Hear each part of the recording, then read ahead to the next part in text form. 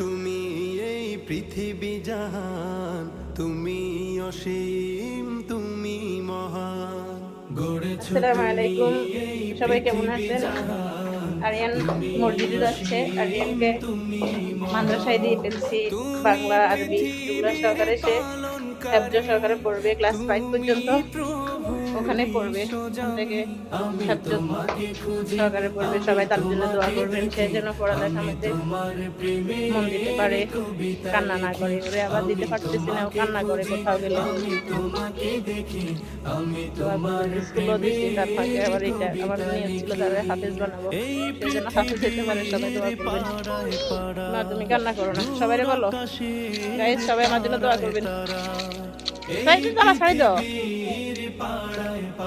বলো গাইস, সবাই আমার জন্য দোয়া করবেন। আখি দুটি আল্লাহ হাফেজ।